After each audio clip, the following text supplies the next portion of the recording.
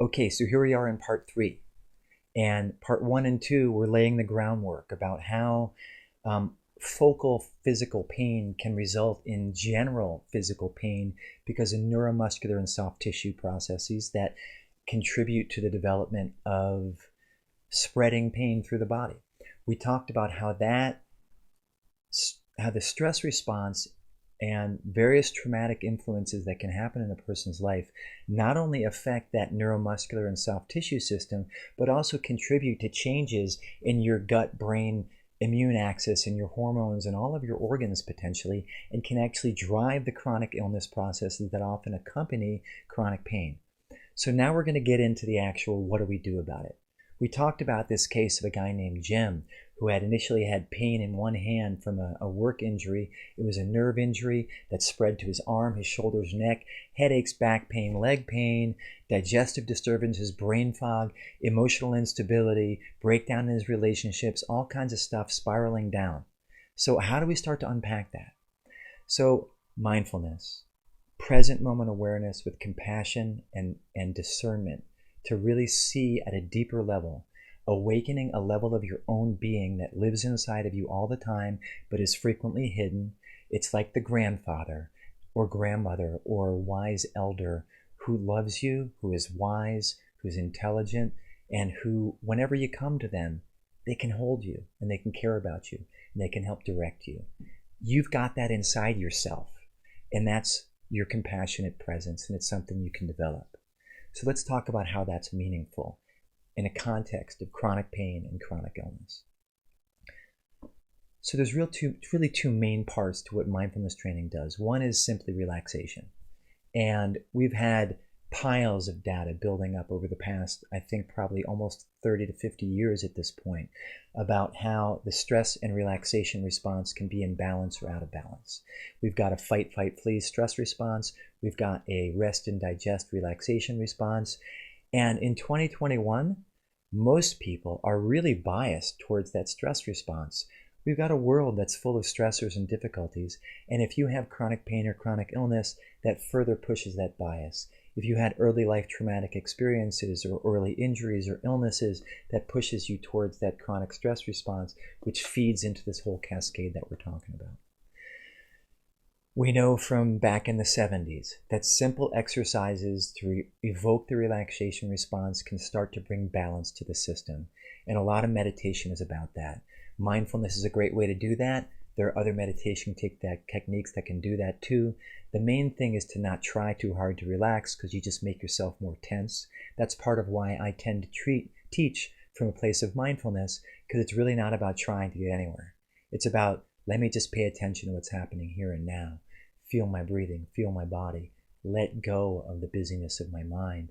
And when it comes back, just keep dropping it. Notice my emotions when they come back, let go. Okay, so that's one aspect, is relaxation.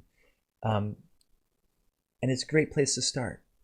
The second level is how mindfulness training shifts your experience of reality.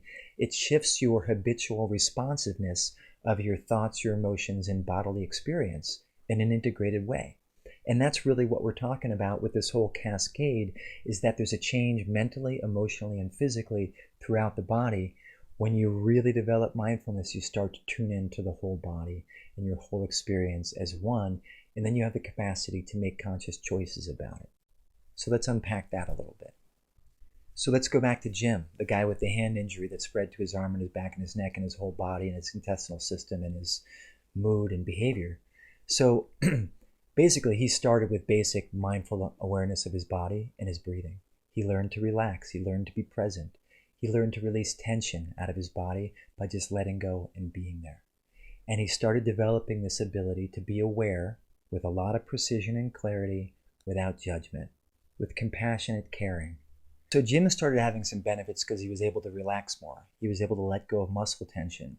He was able to let go of a bit of his anxiety. His mood was improving a bit. Part of it is because not only is he shifting his physiology, but he actually is developing the capacity to have a bit more control over his experience. And that's part of what's so distressing, at least in my experience with so many people in a similar situation, is that you feel helpless.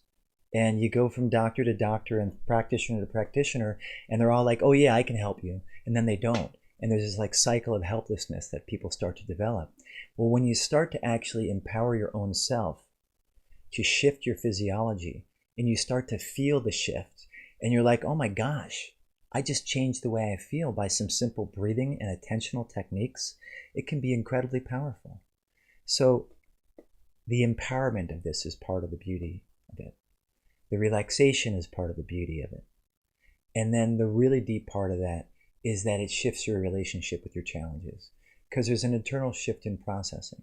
You start to have more choice about how you respond rather than react from the usual habits of judgment and shame and blame and anger and sadness and aggression and so on. We've all got these things. Some of them are from our childhood. Some of them are what come up for us from the course of being ill and chronically in pain. But we start to be able to break the cycle of how pain and emotional distress feed into one another and amplify pain and amplify each other. And it's also about waking up to a deeper intelligence in your own being. It's always there. It's always present. And it's not caught up in your fear and sadness and grief and pain and aggravation. It's just present. And when your presence starts to develop, you start to see those things and you start to go, wow, I don't need that. And that's what was going on for Jim. So Jim started noticing that when he got into bed at night, his whole body felt tense. And he started to do this basic, like feeling the weight of his body, breathing into his body, letting go of the tension. And he felt his body relaxing, and he started falling asleep earlier and sleeping longer. He also noticed that when he was getting into bed, his mind was running with thoughts about, oh my gosh, am I going to be able to fall asleep? And it was feeding his anxiety. So when he started noticing those thoughts, first of all, he just said, oh, thought, drop it. Came back to his breathing. He brought his attention to his heart and just felt his heart beating and felt it beating slower and relaxing. He also started to actually learn to pay attention to his anxiety when it came up, not in a fearful, oh my gosh, I'm anxious way, but to realize like, oh, this is anxiety because of what's been going on, and my heart's still beating, and I'm still here, and I'm still alive, and I'm slowing down my breathing, and I'm relaxing. So Jim starts sleeping better. Okay, that's already amazing for him.